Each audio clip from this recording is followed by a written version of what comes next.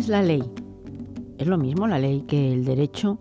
Son muchas las preguntas que nos vamos a hacer en los siguientes minutos dentro de nuestro espacio dedicado a nociones jurídicas básicas con el catedrático de Derecho romano Federico Fernández de Buján, a que lo primero damos la bienvenida a este programa que es el suyo. Encantado siempre de estar en esta casa de Radio UNED, que es nuestra casa de todos los docentes, todos los discentes y toda la sociedad universitaria y toda la sociedad en general, que se puede enriquecer en algo en la medida de que podamos contribuir al conocimiento y un poco a la cultura. Comenzaba diciendo que palabras como la ley, como el derecho, a veces se confunden. Se confunden además en todos los lugares y de todas las maneras, porque hablamos del imperio de la ley, hablamos del derecho y a veces creemos que el derecho es lo mismo que la ley. Yo creo que lo primero es aclarar conceptos. ¿Qué es la ley? ¿Qué es el derecho? ¿En qué confluyen y en qué divergen? Pues es un tema hondo, muy complejo, pero bueno, vamos a dar alguna noción, que significa de aproximación. Ciertamente es un tema muy complicado desde el punto de vista doctrinal si nos metiésemos en profundidad en él, pero bueno, a los efectos de una divulgación. Roma crea el derecho. Yo creo que es una afirmación que se puede dar por absoluta. Lo que hay antes de Roma es prehistoria del derecho y Roma conforma los mimbres con los cuales seguimos funcionando hoy en categorías, en instituciones, en conceptos y en también hasta diría naturalezas jurídicas de los distintos instrumentos que tenemos hoy a disposición en el ámbito jurídico. Entonces, el mundo romano, los juristas romanos que cultivaban el derecho, distinguían de una manera nítida entre lo que era derecho y lo que era ley. Al derecho los romanos le denominaban jus. La palabra jus no ha pasado a la lengua romance española, sino que nosotros utilizamos la palabra derecho, que también viene de un término latino mucho más tardío que jus, que es directum. Pero a pesar de no pasar jus, pasan muchísimas palabras del ámbito del derecho que tienen su raíz etimológica en jus. Por ejemplo, juez, juzgado, justicia, juicio, jurisdicción, jurisconsulto, jurisperito, jurisprudencia, todo viene de jus. ¿De dónde viene derecho?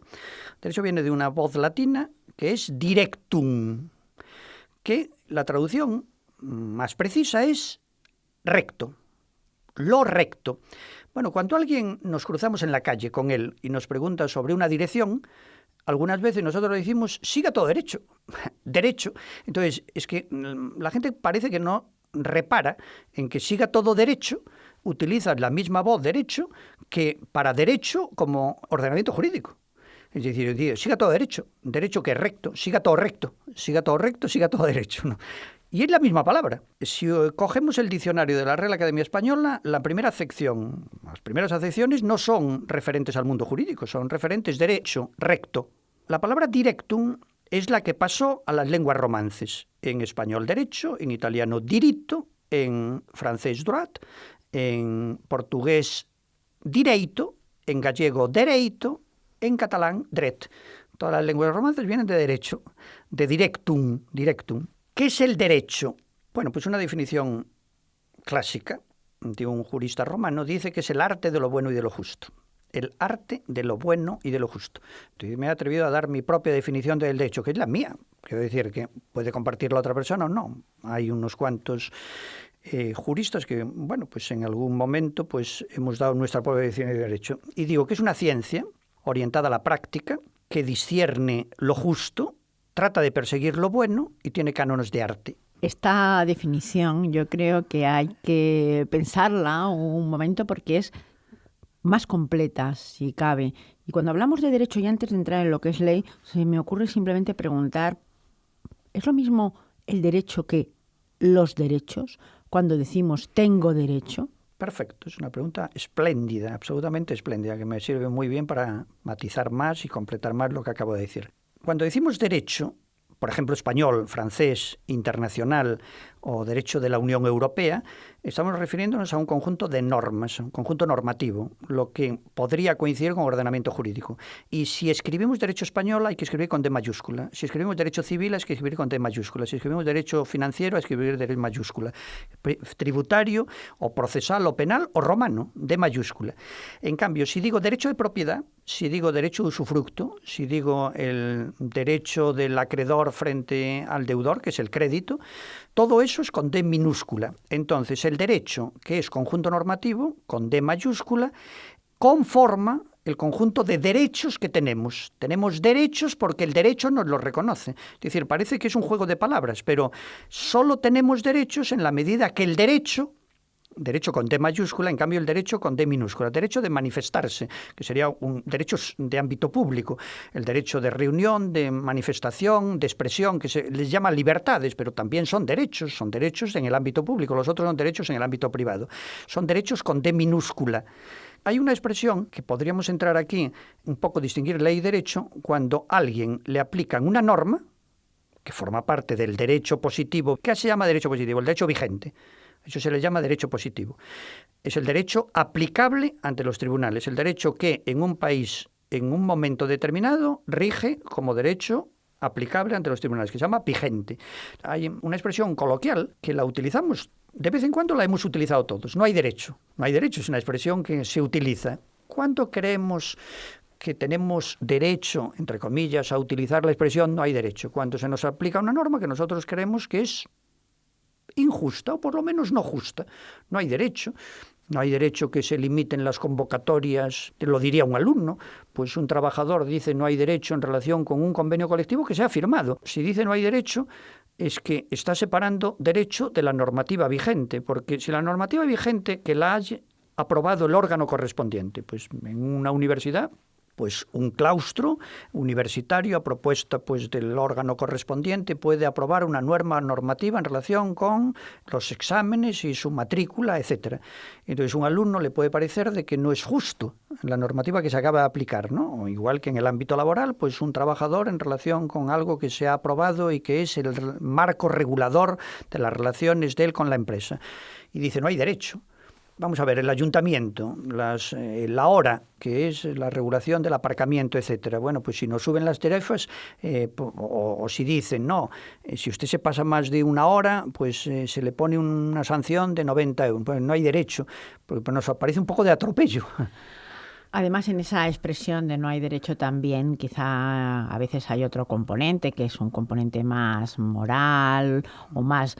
Esto le ha pasado a esta persona, no hay derecho. También pensamos porque esa persona es buena o porque esa persona es de nuestra confianza y creemos que lo que le ha ocurrido en cualquier materia no es justo. No es justo, exactamente, no es justo. Claro, ahí está que los romanos, y volvemos al tema de ley y derecho, los romanos distinguían derecho, arte de lo bueno y de lo justo, y Ulpiano dice, en razón de lo cual, jurista del siglo III, en razón de lo cual se nos puede llamar sacerdotes. La palabra sacerdote es una palabra muy gruesa. ¿De dónde viene? Sacro.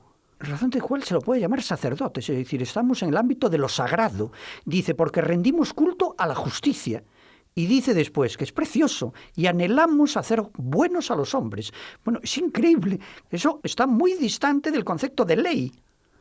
Por eso ahora entraremos en la ley. Lo que también es cierto es que en el mundo del derecho con mayúsculas hay derechos con minúsculas que a veces parece que están confrontados. Son derechos subjetivos.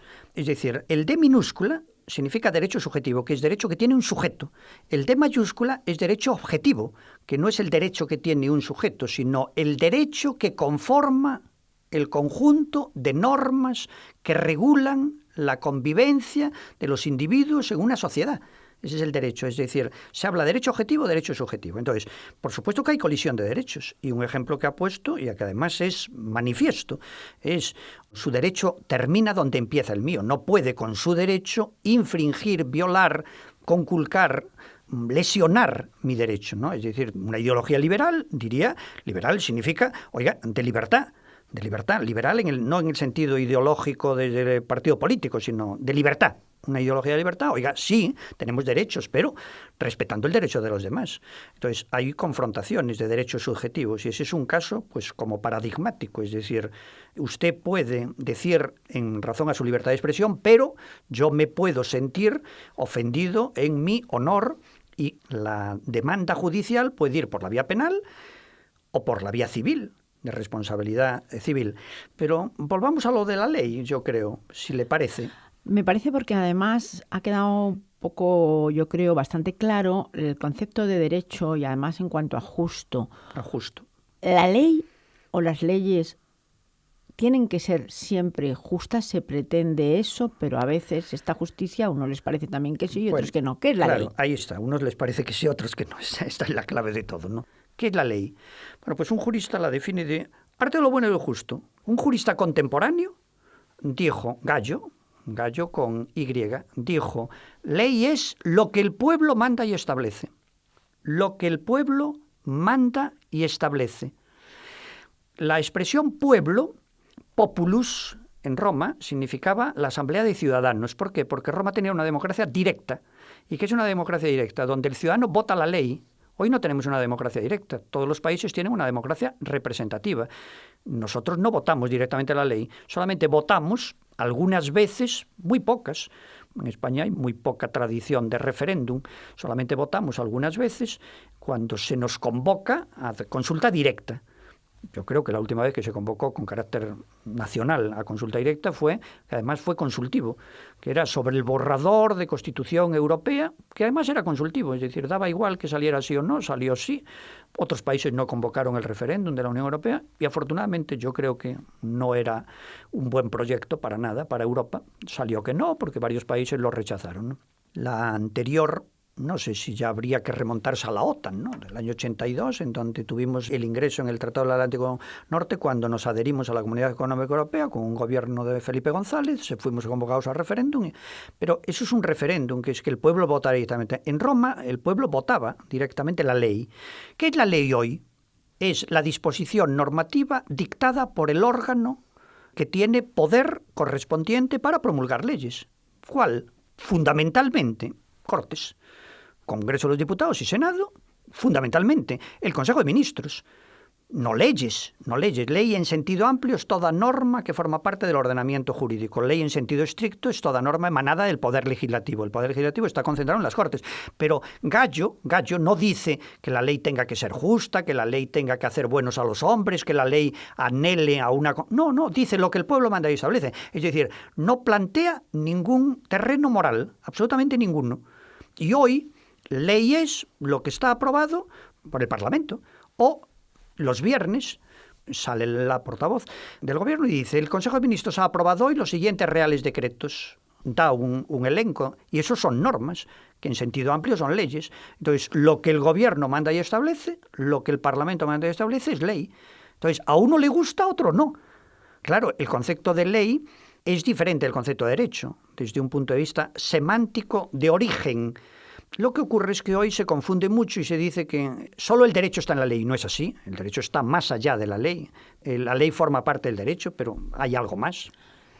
Y estamos hablando, aunque yo creo que deberíamos dedicar otro programa, pues a ir un poco a la letra más pequeña, pero de alguna manera, porque tenemos tantos temas, el imperio de la ley, la aplicación de la ley, el Estado de Derecho, los rangos legislativos.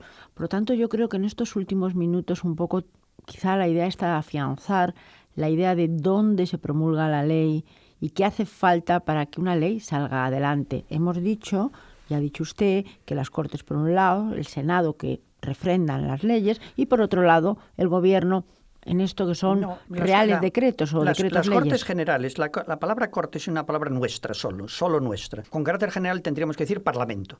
Es decir, el Parlamento se entiende igual en Francia, en Italia, en Estados Unidos, etcétera. Después, el Parlamento, que es el órgano legislativo, recae sobre él el poder legislativo del Estado. Nosotros lo llamamos Cortes, que es una palabra castellana. Las Cortes de Castilla son un órgano colegiado que limita el poder real, etcétera. Tenemos que estar muy orgullosos de nuestro sistema parlamentario histórico, Entonces, Cortes Generales, que está compuesta con el Congreso, que es la Cámara importante, y el Senado. El Senado pasan los proyectos de ley en última fase, si que introducen modificaciones tienen que volver al Congreso, etc. Después dije, por otra parte, el Gobierno. Diría mucho más, porque un ministro puede dictar una orden ministerial sin llevarla al Consejo de Ministros. Al Consejo de Ministros se llaman los decretos. Entonces, ahí hay un rango, que eso lo podíamos analizar en otra sesión, ¿no? Ahí hay un rango, lo que se llama la jerarquía normativa. ¿Qué es ley? Ley es una disposición que va a ser vigente, lo cual significa de obligado cumplimiento y de aplicación ante los tribunales, que va a ser vigente y que está dictada por el órgano, ya sea unipersonal o colegiado, que tenga capacidad para ello, que se llama facultad normativa creadora, capacidad para crear leyes. En cada momento histórico y en cada régimen político hay un órgano, unos órganos que tienen facultad normativa creadora. En Roma, que eran los comicios, que era la Asamblea Ciudadana. ¿Por qué? Porque la democracia era directa. También estaba el pretor, que promulgaba un edicto y que tenía vigencia en el ámbito de la jurisdicción del propio pretor.